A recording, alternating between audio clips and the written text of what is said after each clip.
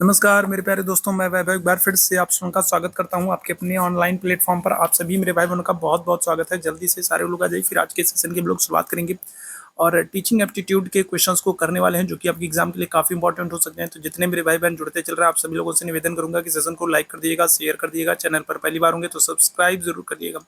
साथ ही साथ अगर टेलीग्राम चैनल से नहीं जुड़े हैं तो टेलीग्राम चैनल से जुड़ जाए। आपको टेलीग्राम चैनल का लिंक जो है वो चैट बॉक्स में दिख रहा है। तो जल्दी से सारे लोग ये सारा काम कर लीजिए। फिर शुरू करेंगे आज की क्लास को।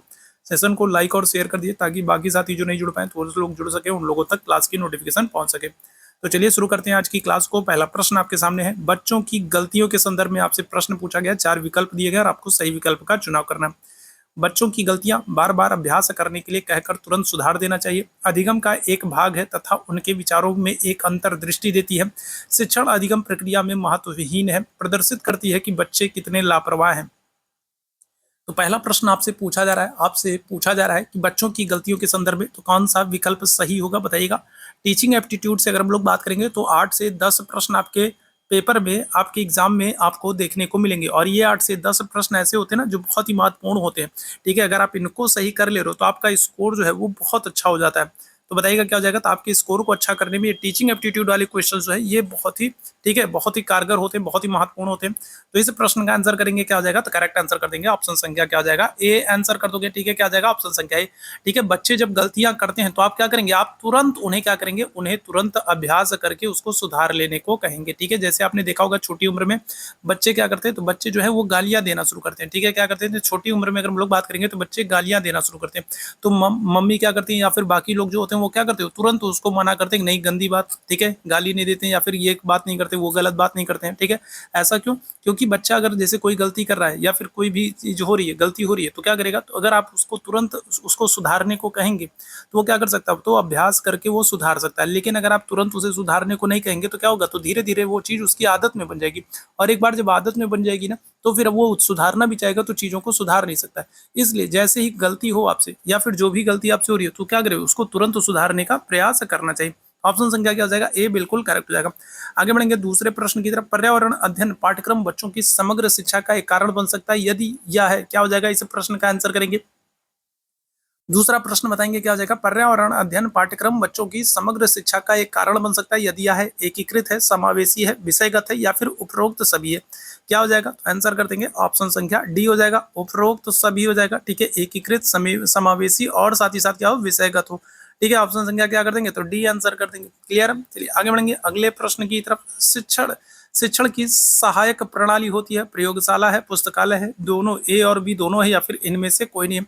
तो शिक्षण की सहायक प्रणाली क्या है, तो क्या आंसर करेंगे, प्रयोगशाला है, पुस्तकालय है, दोनों है, ए और बी दोनों है या फिर इनमें से कोई नहीं। तो क्या आंसर हो जाएगा, तो यहाँ पर आंसर कर देंगे शिक्षण की सहायक प्रणाली में अगर हम लोग बात करें तो इन दोनों चीजों को हम लोग शामिल करेंगे। सी ऑप्शन हो जाएगा, ए और बी दोनों हो जाएगा, प्रयोगशाला भी है साथ ही साथ पुस्तकालय भी है। ठीक है, ये दोनों जो है वो क्या करते हैं, तो टीचिंग में, लर्निंग में महत्वपूर्ण होते हैं। ठीक है, सहायक प्रणाली के रूप में काम कर सकते हैं। ठीक है, तो प्रयोगशाला और पुस्तकालय दोनों हमारा आंसर हो जाएगा, ऑप्शन संख्या सी आंसर कर देंगे। आगे बढ़ेंगे अगले प्रश्न की तरफ।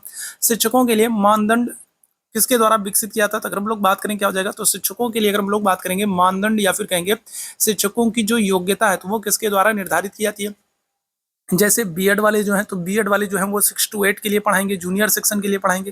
ठीक है, बीटीसी वाले जो हैं, डीएलएड वाले जो हैं वो प्राइमरी सेक्शन के लिए पढ़ाएंगे। ठीक है, तो ये सब मानदंड कौन विकसित करता है, कौन निर्धारित करता है, क्या आंसर कर दिएगा, यूजीसी होगा, एनसीईआरटी होगा, एनसीटी होगा या फिर एससीईआरटी होगा। क्या आंसर कर देंगे, तो आंसर कर देंगे ऑप्शन संख्या सी हो जाएगा, एनसीटी हो जाएगा, national council for teachers education. National council for teachers education, तो एनसीटी का फुल फॉर्म भी आप याद रखेंगे। क्या हो जाएगा, ऑप्शन संख्या सी आंसर कर देंगे। क्लियर है, चलो आगे बढ़ेंगे अगले प्रश्न की तरफ। अगले प्रश्न का आंसर करेंगे, प्रभावी और अस्थायी शिक्षा ग्रहण करने के लिए शिक्षा ग्रहणकर्ता के पास होना चाहिए, क्या होना चाहिए बताइएगा। तो अगर हम लोग बात करेंगे तो एक प्रभावी, इफेक्टिव और अस्थायी, परमानेंट शिक्षा ग्रहण करने के लिए अगर हम लोग बात करेंगे तो शिक्षा ग्रहणकर्ता के पास क्या होना चाहिए, केवल शिक्षा प्राप्त करने की योग्यता होनी चाहिए।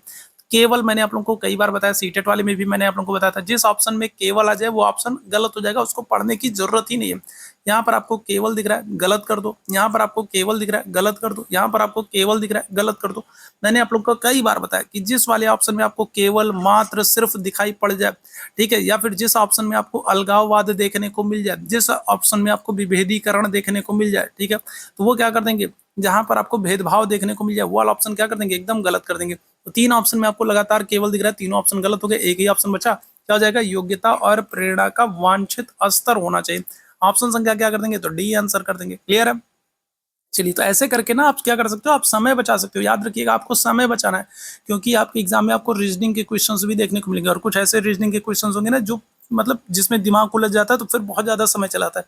तो आपको इधर समय बचाना, आप इधर जितना समय बचाए रहोगे ना, उधर आपको रीजनिंग के क्वेश्चंस करने में उतने अधिक समय मिलेंगे।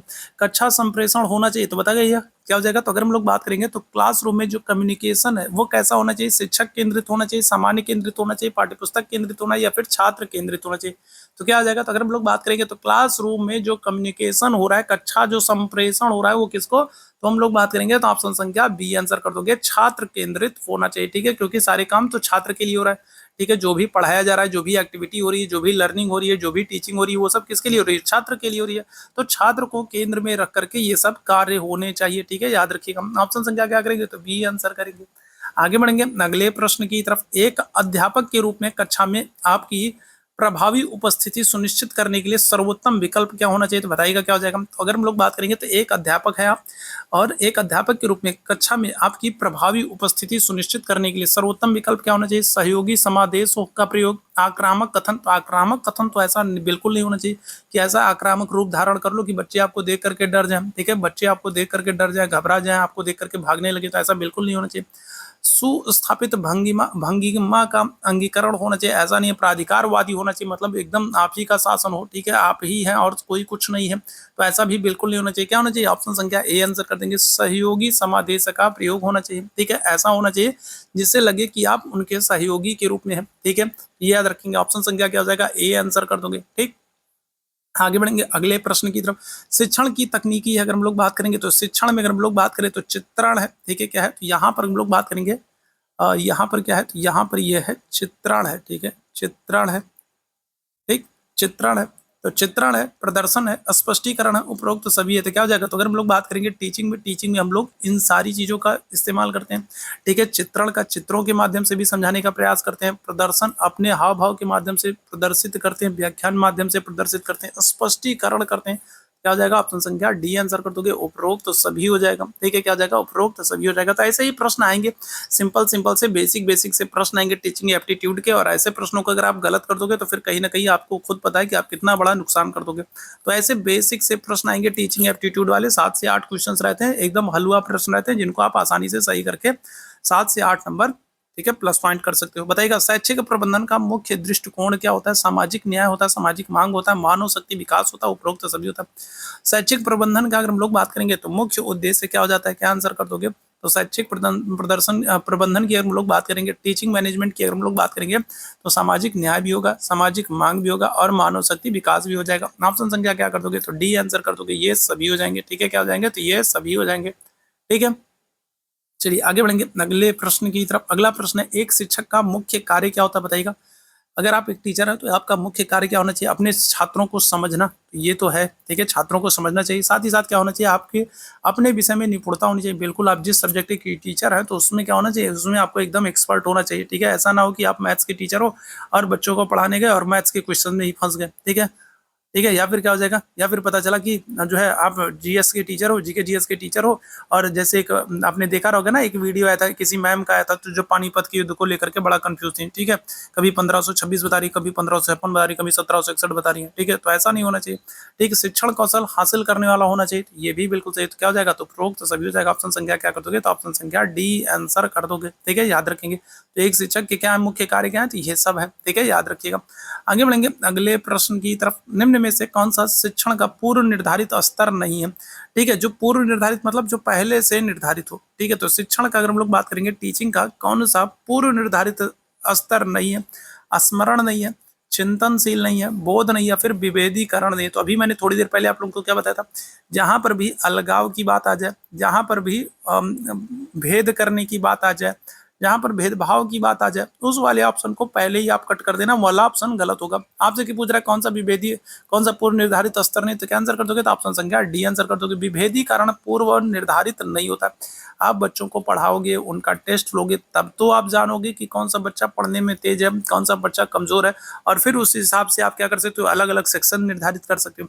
तो विभेदीकरण क्या होता है, ये पूर्व निर्धारित स्तर नहीं है, पहले से आप निर्धारित नहीं कर सकते हो कि किसको क्या करना है। ठीक है, ऑप्शन संख्या क्या हो जाएगा, तो डी आंसर हो जाएगा। ठीक, आगे बढ़ेंगे। सीखना विकास की एक प्रक्रिया है जहां व्यक्ति को करना पड़ता है। अगर हम लोग बात करेंगे तो लर्निंग के संदर्भ में आपको पता है कि लर्निंग जो है तो ये क्या है, तो ये जीवन पर्यंत चलने वाली प्रक्रिया है। ठीक है, हम लोग जिंदगी भर, ठीक है, पैदा होने से लेकर के और आखिरी सांस तक, जब तक मर नहीं आते तब तक हम लोग कुछ ना कुछ चीजों को सीखते रहते हैं। तो लर्निंग जो है ये एक जीवन पर्यंत चलने वाली प्रक्रिया है जहां पर व्यक्ति को क्या करना पड़ता है, स्व प्रयास करना पड़ता है, अभिभावकों का योगदान होता है, शिक्षकों का योगदान होता है, इनमें से कोई नहीं। तो क्या हो जाएगा, तो सीखना विकास की एक प्रक्रिया जहां पर व्यक्ति को स्व प्रयास करना पड़ता है, खुद से प्रयास करना पड़ता है। जैसे मैंने आप लोगों को बता दिया कि आप ये पढ़ोगे तो आपका सिलेक्शन हो जाएगा, ये वाला प्रश्न आने वाला है, लेकिन अब इसको आपको खुद से पढ़ना पड़ेगा। ठीक है, क्या करना पड़ेगा, आपको खुद से पढ़ना पड़ेगा। जैसे मैंने आपको बता दिया कि यहाँ पर ये क्लास चल रही है, ठीक है, अब इस यहाँ पर आपको खुद आकर के क्लास लेना पड़ेगा। ठीक है, आपको खुद से प्रयास करना पड़ेगा। जैसे आपने साइकिल चलाना सीखा होगा, आपको पता चल गया कि साइकिल पे ऐसे बैठते हैं, ऐसे पैडल मारते हैं, ऐसे हैंडल संभालते हैं, फिर काम हो गया, साइकिल आगे बढ़ना शुरू हो जाएगी। लेकिन अब वो आप काम आपको खुद करना पड़ेगा। ऐसा नहीं है कि साइकिल खुद आपको उठा करके गद्दी पे बैठा लेगी, हैंडल एकदम सीधी हो जाएगी और आपसे पूछेगी बताइए जहां पनाह कहाँ चलना है, ठीक है, और अपने आप साइकिल चलना शुरू हो जाएगी। ऐसा नहीं होगा, आपको क्या करना होगा, आपको खुद से प्रयास करना होगा। ठीक है, आपको खुद से प्रयास करना होगा। ठीक है, याद रखिएगा। चलिए आगे बढ़ेंगे अगले प्रश्न की तरफ। अगले प्रश्न का आंसर करेंगे, के अभाव में मनुष्य के व्यक्तित्व का विकास नहीं होता है।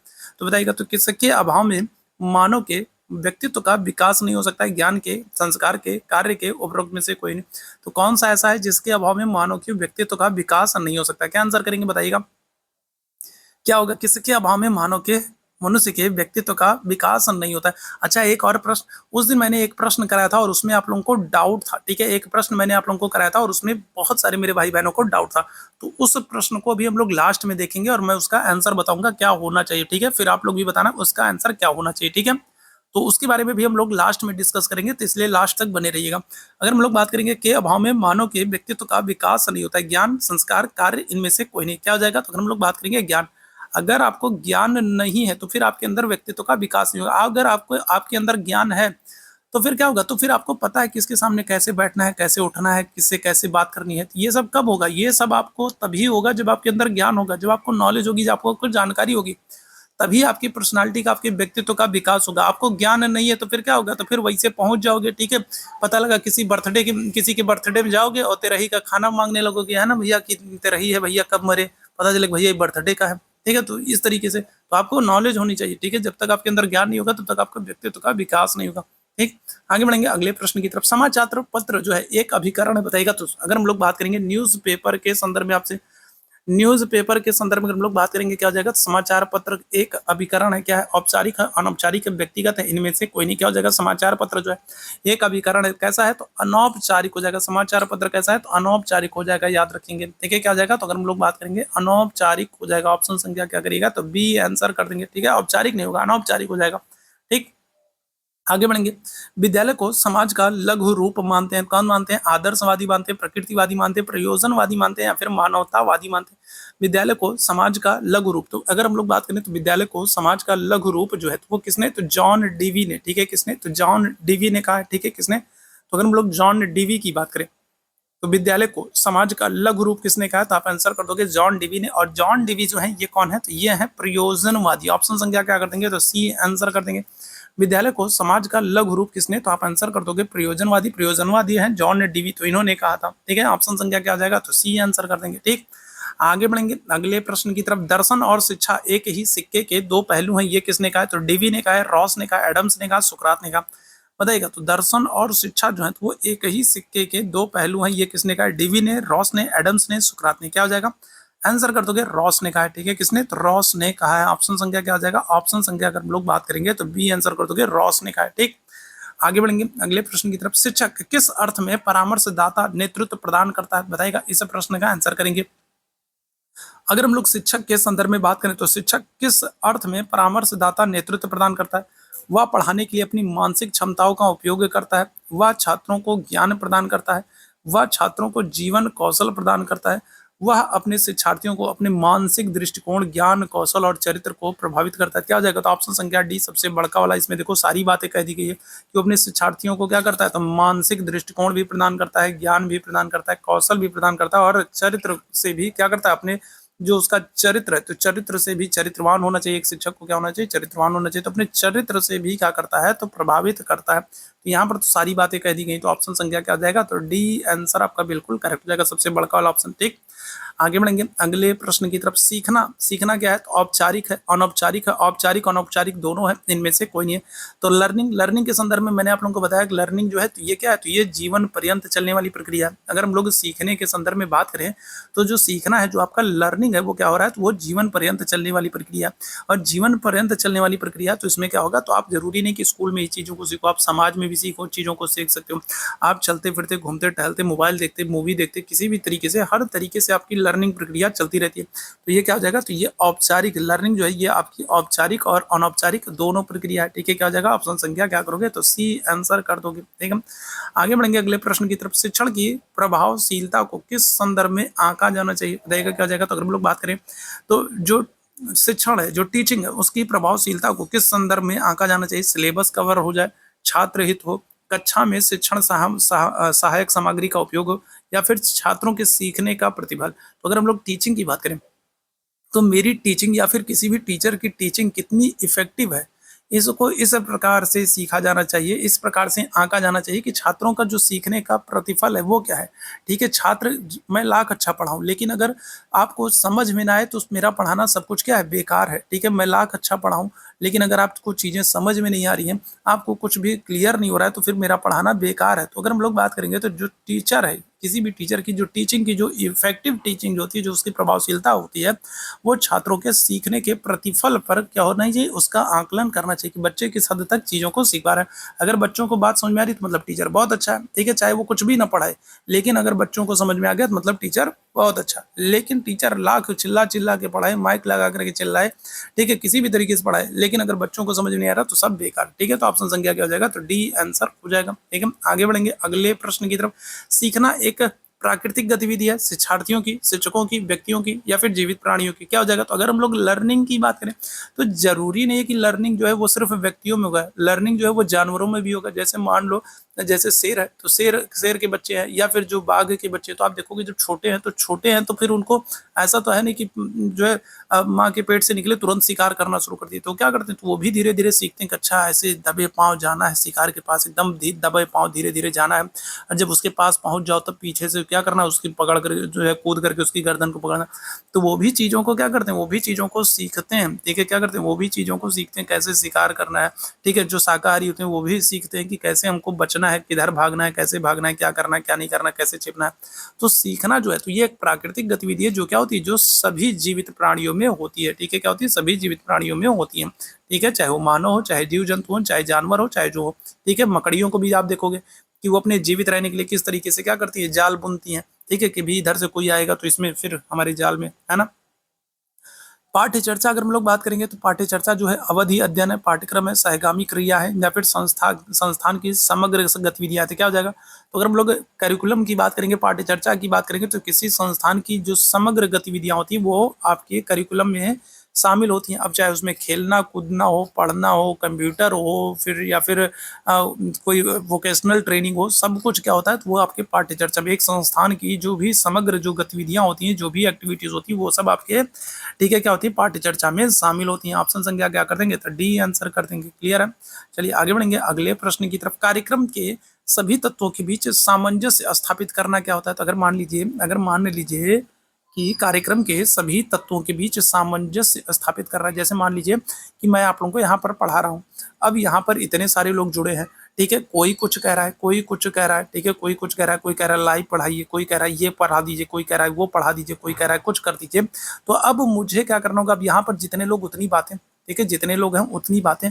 तो मुझे क्या करना होगा, अब इनके बीच सामंजस्य स्थापित करना है, और जो सामंजस्य स्थापित करना है उसको क्या करेंगे, उसको हम लोग कहेंगे समन्वय। ठीक है, क्या करेंगे, तो उसको कहते हैं हम लोग समन्वय। ऑप्शन संख्या क्या हो जाएगा, ए हो जाएगा, कि कुछ ऐसा करें कि सब लोग खुश हो जाएं। तो ऑप्शन संख्या क्या हो जाएगा, तो ए आंसर हो जाएगा, समन्वय। ठीक है, आगे बढ़ेंगे अगले प्रश्न की तरफ। कानून का शासन महत्वपूर्ण है क्योंकि, कानून का शासन अगर हम लोग बात करें तो विधि का शासन, और विधि का शासन आपसे ये पॉलिटी में भी कई बार पूछा गया है। तो अगर आपसे पूछ ले विधि का शासन, कानून का शासन किस देश से लिया गया है, तो आप आंसर क्या करोगे, तो आप आंसर करोगे यूनाइटेड किंगडम से, ग्रेट ब्रिटेन से, इंग्लैंड से लिया गया है विधि का शासन। ठीक है, और विधि का शासन अगर आपसे पूछ ले कहाँ पर है, तो आप आंसर कर दोगे अनुच्छेद 14 में। अनुच्छेद 14 में कानून के शासन की बात की जा रही है, जो कि United kingdom, great Britain, England से लिया गया।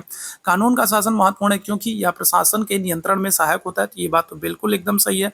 सुरक्षा प्रदान करता है, ये बात बिल्कुल सही है। या नियम और विनिमय निर्धारित करता है, बिल्कुल सही है। ऑप्शन संख्या क्या कर दोगे, तो डी आंसर कर दोगे, उपरोक्त सभी सत्य है। ठीक है, क्या हो जाएगा, तो ऑप्शन संख्या डी आंसर कर देंगे, उपरोक्त सभी हो जाएगा। ठीक है, आगे बढ़ेंगे अगले प्रश्न की तरफ। भावनाएं और अनुभूतियां, जो हमारी भावनाएं हैं, जो हमारी फीलिंग्स हैं, और अनुभूमित एक दूसरे के क्या है, तो बिल्कुल अलग है, स्वतंत्र हैं, एक साथ बुने हुए हैं, या फिर संबंधित नहीं है। तो क्या हो जाएगा, तो जो हमारी फीलिंग्स हैं और जो हमारे एक्सप्रेशंस हैं वो क्या होते हैं, वो एक दूसरे के साथ क्या होते हैं, बुने हुए होते हैं। ठीक है, जैसे कई बार क्या होता है, जैसे आपकी जो फीलिंग्स है, जैसे आपकी जो फीलिंग होगी वैसा ही आप क्या करोगे, एक्सप्रेशन दोगे। ठीक है, जैसे मान लीजिए आपके अंदर से तबीयत ठीक नहीं है, आपकी तबीयत नहीं ठीक है, अब सामने वाला कहे मुस्कुराओ मुस्कुराओ मुस्कुराओ, तो भले आप मुंह खोल के मुस्कुराओ, लेकिन अंदर से वो मुस्कुराहट वाली चीज़ नहीं आएगी। क्यों, क्योंकि आपकी अंदर से आपको फीलिंग नहीं आ रही है कि तबीयत खराब, आपको अच्छी वाली फीलिंग नहीं आ रही है, आपको लग रहा है कि आपकी तबीयत खराब है। तो आप लाख खुश होना चाहो, आपके चेहरे से पता चल जाएगा कि भैया कुछ दिक्कत है, कुछ गड़बड़ है, कुछ समस्या है, कोई परेशानी है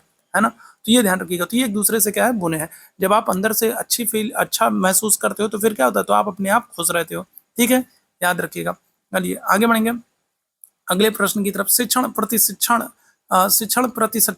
क्यों आवश्यक है, अगर हम लोग बात करेंगे तो टीचर्स ट्रेनिंग जो होती है तो वो क्यों आवश्यक होती है, शिक्षण कौशल को विकसित करने हेतु। तो बिल्कुल ठीक है, टीचर ट्रेनिंग लेगा तभी तो उसकी स्किल डेवलपमेंट होगा, चीज़ों को वो सीख पाएगा कि किस तरीके से पढ़ाना चाहिए, किस तरीके से छात्रों की समस्या का समाधान करना चाहिए। तो बिल्कुल सही। विद्यालय संगठन के तरीकों को समझने के लिए बिल्कुल ये भी टीचर ट्रेनिंग में ये भी सिखाया जाता है कि जब आप किसी विद्यालय में जाते हैं तो उस विद्यालय में आपको किस तरीके से कार्य करना चाहिए। ठीक है, क्या करना चाहिए, विषय वस्तु के ज्ञान को विकसित करने के लिए। तो ये भी बिल्कुल एकदम सही है। एक टीचर को ट्रेनिंग दी जाती है कि आप जिस भी सब्जेक्ट से हैं तो उस सब्जेक्ट को बच्चों को किस तरीके से पढ़ाएं कि आसान भाषा में बच्चे आसानी से उसको समझ सकें। तो ये सारी चीजें, तो क्या हो जाएगा, उत्तरोक्त सभी हो जाएगा। ऑप्शन संख्या क्या हो जाएगा, तो डी आंसर हो जाएगा। क्या हो जाएगा, ऑप्शन संख्या डी आंसर हो जाएगा। ठीक है, अब हम लोग बात करेंगे उस क्वेश्चन की जिस क्वेश्चन पर उस दिन आप सभी लोगों को डाउट था। तो चलिए उस क्वेश्चन को एक बार हम लोग देख लेते हैं।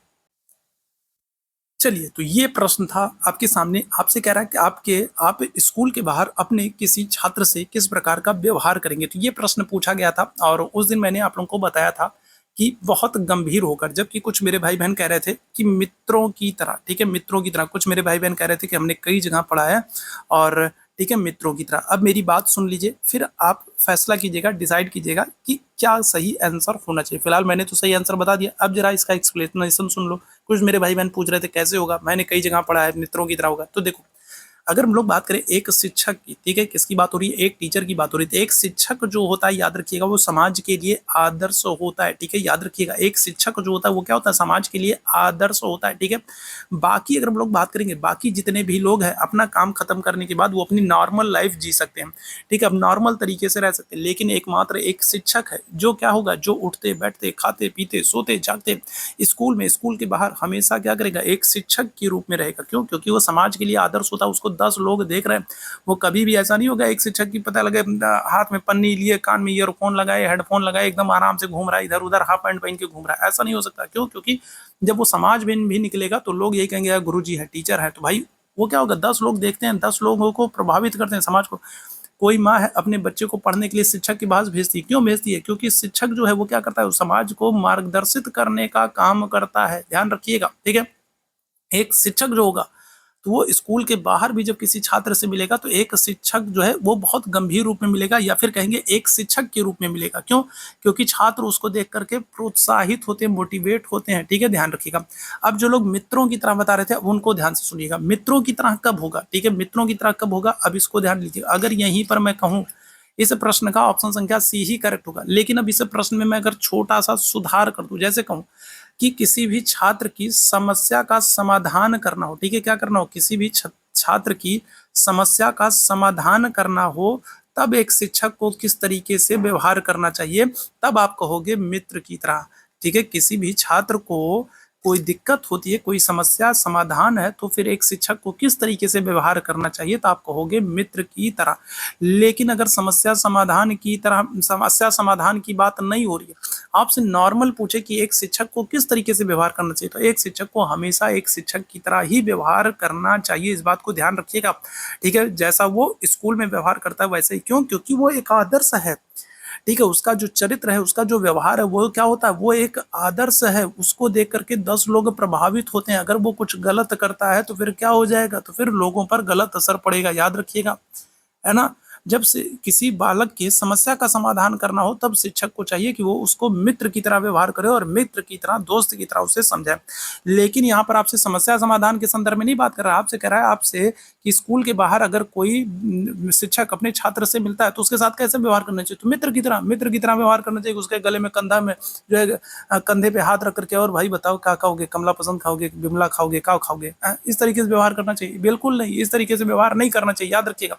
ये शिक्षक को हमेशा एक शिक्षक की तरह व्यवहार करना चाहिए, गंभीर होकर के। लेकिन जब समस्या समाधान की बात आएगी तो क्या हो जाएगा, तो आपको एक शिक्षक को मित्र की तरह व्यवहार करना चाहिए, ये चीज ध्यान रखिएगा। तो यहाँ पर अगर हम लोग बात करें तो मेरे अनुसार जो आंसर होगा वो ऑप्शन संख्या सी होगा। आप दिल्ली बंबई में देखोगे, दिल्ली बंबई में आप देखोगे, बड़े शहरों में आप देखोगे कि जो पिता होता है वो क्या करता है, तो पिता कुछ ज्यादा फ्रैंक हो जाता है और स्वतंत्रता देने के नाम पर क्या करता है, स्वतंत्रता देने के नाम पर अपने बच्चों के साथ क्या करता है, मित्रवत व्यवहार करता है। ठीक है, क्या करता है, मित्रवत व्यवहार करता है। तो जब मित्रवत व्यवहार करता है तो आप देखो उसके बच्चे भी क्या कर रहे हैं, उसके बच्चे जो है पिता के आगे पता लगा शराब पी रहा है, ठीक है, सिगरेट पी रहा है, लेट नाइट जो है डिस्को से आ रहे हैं, लड़कियां जो है छोटे कपड़े पहन करके रात देर देर रात तक पार्टियां कर रही हैं। क्यों? क्योंकि पिता उनके मित्रवत व्यवहार कर रहे हैं। तो हमेशा याद रखिएगा, ठीक है, अगर शिक्षक मित्रवत व्यवहार करेगा, अगर शिक्षक मित्रवत व्यवहार करेगा तो बच्चे जो हैं, जो बच्चे और शिक्षक के बीच में जो एक अंतराल है वो क्या हो जाएगा, वो खत्म हो जाएगा। शिक्षक की वैल्यू खत्म हो जाएगी, इस बात को समझिएगा। शिक्षक को हमेशा एक शिक्षक की तरह व्यवहार करना चाहिए। लेकिन जब कभी कोई दिक्कत हो, कोई समस्या हो, कोई समाधान हो, बच्चे कोई गलती करते हैं, कोई समस्या आ जाती है, कोई उनके सामने परेशानी आ जाती है, तो माता पिता हो या फिर शिक्षक हो, उनको क्या करना चाहिए, उनको एक मित्र की भांति उनके साथ व्यवहार करना चाहिए। आप लोग भी घर में जब कोई गलती करते हो तो पहले घर वाले क्या करते हैं, पहले घर वाले माता पिता के रूप में आपकी मन भर पहले क्या करते हैं, कुटाई करते हैं। ठीक है, क्या करते हैं, पहले आपकी मन भर कुटाई करते हो। जब मन भर कुटाई करने के बाद उनका मन एकदम जब शांत हो जाता है, तब फिर क्या करते हैं, तब एक मित्र के रूप में क्या करते हैं, मित्र के रूप में आपको आकर के समझाते हैं। मम्मी जो है वो एक सहेली के रूप में आकर के बच्चियों को समझाती हैं। पिता जो है वो एक मित्र के रूप में आकर के बेटों को बेटियों को समझाते हैं कि ऐसा नहीं करना चाहिए, गलती हो गई, ऐसे ऐसे रहना चाहिए, करना चाहिए, ठीक है, अगली बार से नहीं करोगी। तो बात समझ आई। तो यहाँ पर हम लोग बात करें तो यहाँ पर इस चीज को आप समझिए। मैं नहीं कहूंगा कि किसने क्या बताया, देखिए, या कौन सही बता रहा है कौन गलत बता रहा है, ये मैं नहीं बताऊंगा। लेकिन मैं यहाँ पर ये कहूंगा कि जब भी आपसे ये पूछा जाए कि एक शिक्षक को किस तरीके से व्यवहार करना चाहिए, तो मेरे अकॉर्डिंग जो आंसर होगा वो ये होगा कि एक शिक्षक को एक शिक्षक की भांति ही हमेशा व्यवहार करना चाहिए। आप भी देखोगे कि आपके जब आप स्कूल से जब आप निकलते हो बाहर और कभी आप अपने रास्ते में कभी टीचर से मिलते हो, तो आप क्या करोगे, तो आप एकदम एक उसी तरीके से आप अपने टीचर के साथ व्यवहार करोगे जैसे आप स्कूल में करते हो। आप उनको नमस्ते करोगे, वो भी आपको नमस्ते करेंगे। वो आपसे पूछेंगे और कैसे हो, कैसी पढ़ाई चल रही, क्या हो रहा है, क्या नहीं हो रहा। तो आप क्या करेंगे, वो भी एक शिक्षक की तरह ही व्यवहार आपसे करेंगे रास्ते में जब मिलेंगे, है ना, गंभीर होकर के जैसे स्कूल में करते हैं। ठीक है, जब आपके सामने कोई समस्या होगी, कोई दिक्कत होगी, कोई परेशानी होगी, कोई क्वेश्चन आपको समझ नहीं आ रहा होगा, तो वहां पर वो क्या करेंगे, वहां पर वो शिक्षक की तरीके आपसे व्यवहार नहीं करेंगे। कि शिक्षक की तरीके व्यवहार करेंगे तो क्या हो जाएगा, फिर आप डर जाओगे, आपके मन में संकोच आने लगेगा कि आप कहीं पूछो और गुरुजी डांट न दें, डरा न दें, धमका न दें, तो क्या हो जाएगा, तो संकोच आने लगेगा। तो वहां पर एक शिक्षक को क्या करना चाहिए, तो वहां पर एक शिक्षक को प्यार से मित्र की तरीके व्यवहार करना चाहिए। ठीक है, जैसे हम लोग देख रहे थे डियर गुरुजी ऐप पर, क्या होता है कि आप जब आर्यन सर से कोई चीज पूछते हो तो क्या होता है, गुरुजी जो एकदम भड़क जाते हैं। ठीक है, क्या हो जाते हैं, गुरुजी एकदम भड़क जाते हैं। ठीक है, गुरुजी जब आप गुरुजी से जब पूछते हो तो गुरुजी क्या करते हैं, गुरुजी एकदम भड़क जाते हैं, गुस्सा जाते हैं। तो वहां पर गुरुजी को क्या चाहिए, वहां पर गुरुजी को चाहिए कि क्या करें, आपके साथ मित्रवत व्यवहार करें।